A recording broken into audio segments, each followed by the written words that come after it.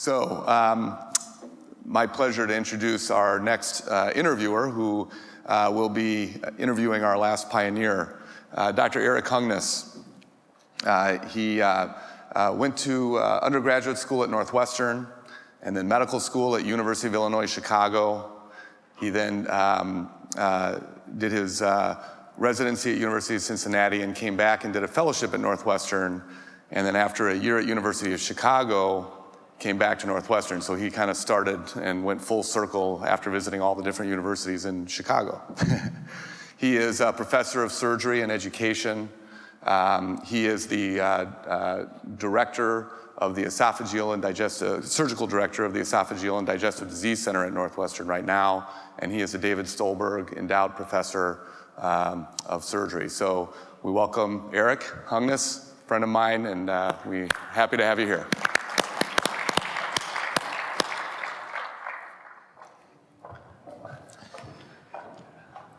Wow, it is bright up here. Mike, thank you so much for that kind introduction. And it's really a privilege to be able to introduce Nat Soper. I'm going to take a little different route. I'm not going to read his CV. He's done everything that anybody could ever want to do academically, been president of this society, et cetera. But I want to tell you more about just who he is, and Mike told you some of the things that I've accomplished so far. But I'll tell you that the most influential and instrumental person in my career in the way that I treat patients is Nat. And it's because he's been the best partner, mentor, leader, and chair that any faculty member could ever want. So I met Nat first when I was applying for fellowship after he'd arrived in Chicago coming from WashU. I was considering my fellowship opportunities, and my mentor at Cincinnati, Mike Nussbaum at the time, said, there's this great guy, Soper. You got to meet him. He's a great guy, amazing surgeon. He just moved to Chicago, and that's the fellowship for you. So I interviewed, and I felt Nat's passion for innovation and education. And I knew that that was the right program for me, and unfortunately I matched. And so there I am on my first day of fellowship. Of course, the first case as a fellow, it's a lap Nissen, right? So I'm a little intimidated about that. I've just read the Mastery of Surgery chapter on lap Nissen the night before. A little intimidated. We're prepping the patient. I go scrub in, and then in walks Nat with this thing on his head. Turns out to be this mouth-activated laser pointer. And he's like the Terminator. So I'm like, what the hell have I gotten myself into? A year of MIS boot camp with the Terminator or something. But what turned out, started out as incredibly intimidating and kind of badass, really was just a reflection of just the person and the educator that Nat is. So the Arnold Schwarzenegger laser pointer really just turned out to be a third hand for Nat to be able to point out all the nuances that are so critical in doing laparoscopic and particularly anti-reflux surgery. So I'm not the only one that's benefited from this. I know that every resident at Northwestern has benefited from this. And I can tell you that we don't have a fellowship anymore. So our general surgery residents get the best foregut training of any general surgery program in the country. And it's because of Nat and protecting those residents and to giving them that opportunity. So I'm really excited to be able to interview Nat and to extract some of those pearls of wisdom and for the years of all of his experience. So Nat, why don't you come on up?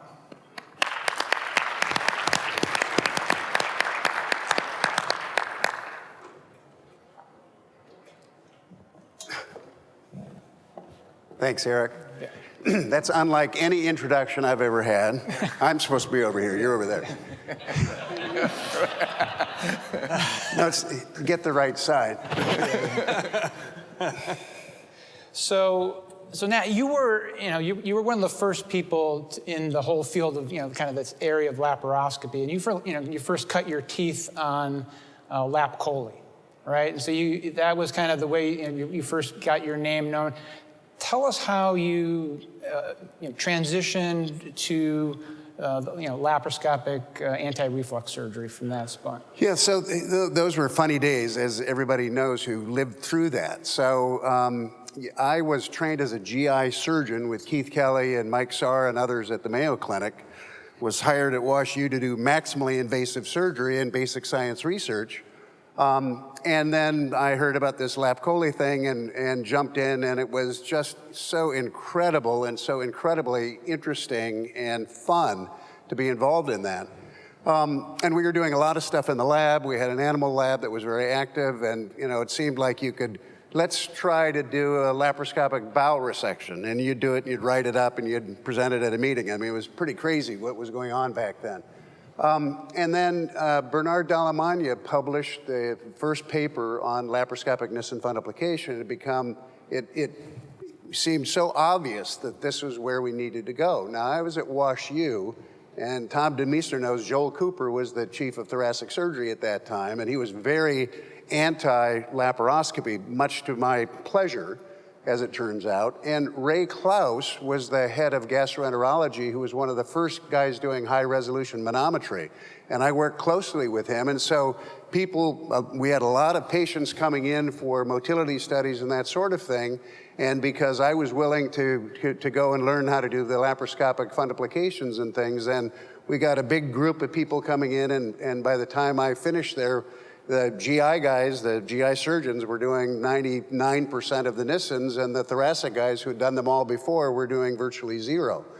So, as John said, he and I had worked together on the lap choles, and so when they started doing the Nissens first, I got VHS tapes sent to me from Lee and John. I went and watched. I did a bunch in the animal lab, and then started doing them. And that's kind of how it began.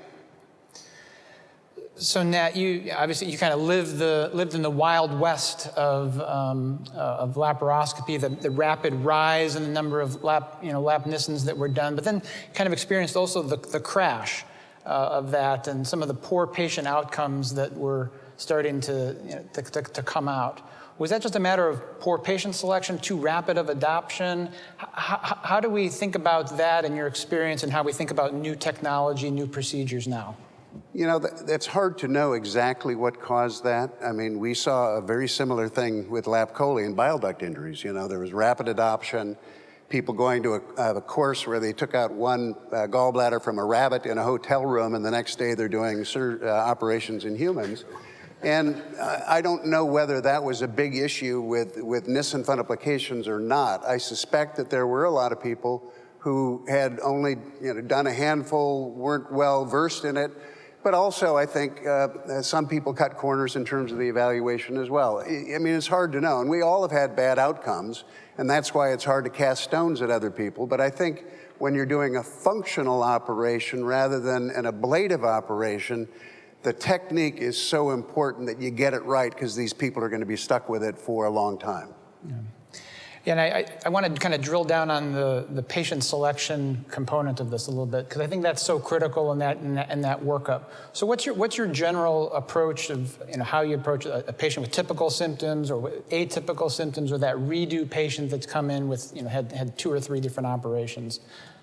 Well, I would say that both typical and atypical, I mean, number one, you have to prove they have reflux. I mean, that's number one. And you have to evaluate the upper GI tract to look for other bad things going on, or things that'll influence what you do, like Barrett's or things of that nature. So they need to have good evidence of reflux. So, if they have bad esophagitis, hiatal hernia, and typical symptoms, I don't think you have to do a pH test under those circumstances. But anything atypical or without esophagitis, then you've got to prove it by doing a pH test. I believe everybody needs high-res manometry before you do an esophageal operation, so at least you have a baseline. And there have been a couple of studies that show there's a small percentage of patients who may be really asymptomatic from a dysphagia standpoint who have terrible motility. And if you do a wrap on them and they don't do well and they come back and they have no motility on a post-op manometry, then you really kind of screwed yourself for not having done it. So those are the main things we do. In somebody who has a big hiatal hernia, I'd like to get a video fluoroscopy, barium swallow, because then I can kind of see what the morphology looks like and get a better idea of the size and the shape and things that may influence what we end up doing. The only thing differently I do on redos is often we'll get a gastric emptying test because sometimes the nerves have been damaged and that sort of thing. So that's really the only other thing I do. And as has been talked about, redos, you know, my practice now is redos and humongous hiatal hernias in little old ladies. And with the redos, you know, number one is I tell the patient, look, I'm not going to do a redo unless your quality of life is miserable, because I could make you worse with anything I do. And then prove they have a target for you, something you can fix. Yeah. Yeah, those redo patients are so difficult. And so what do you find maybe the most technical, the technical error perhaps that you find, you know, at the time of the redo operation that's most common? You know, if you could, you know, teach people, you know, what is the one thing to avoid, or what is the one thing that you see on a redo that should be done differently, or could be done differently? Well, the most common thing that I see is usually a disrupted fundoplication with a reherniation. I mean, that's the most common thing. But we've also seen some really crazy stuff, such as, you know, wrapping the fundus around and then sewing it to the body of the stomach rather than the fundus. So you've essentially created a slipped wrap, and we've seen a number of those. But I think the biggest causes of failure, and again, I've been at Northwestern now long enough that I'm starting to see my own failures, which is nothing that I like to do. But I think the biggest issues with these are eliminating tension, okay? So the rotational tension on the fundoplication. You got to take down the short gastrics, I think, in all patients. And early on, that was a nightmare with a hook cautery and clips. And with the residents doing it, my heart rate would go up to about 200 for a period of time. And the harmonic shears was the best thing ever, as far as I'm concerned, for this. So now it's a no-brainer. But you have to eliminate rotational tension. With hiatal hernias, you have radial tension on the separation of the crura. You got to somehow get rid of that or minimize it. And third, there's axial tension on the esophagus, trying to pull the stomach back up in the chest. And I think that's probably one of the biggest errors that I have made, is that minimizing the shortened esophagus, trying to, you know, it's been a hard case, you're toward the end and you convince yourself, oh, I've got enough intra-abdominal length of that esophagus, and they come back later and have a recurrent hiatal hernia. I think the people who say there's no such thing as a short esophagus, I just can't believe that that's correct when you think of what happens with esophagitis. You know, if you burn the circular muscles, then you get a stricture. If you burn the longitudinal, you're going to get shortening of the esophagus. So, you know, I think those are the things that you have to really deal with, is eliminating tension when you do these operations. Nat, the last question I want to ask, and this really gets to the management of a disease process, is having a multidisciplinary approach to the disease and having a close relationship with your gastroenterologist, et cetera, and having a high volume esophageal center, for instance. Could you comment on that and kind of what you think is, you know, the places that should be doing these operations? Right, well, you need to have a comprehensive ability to evaluate patients. You know, if you're a surgeon and do the manometry and everything yourself, then you may be a one-stop shop.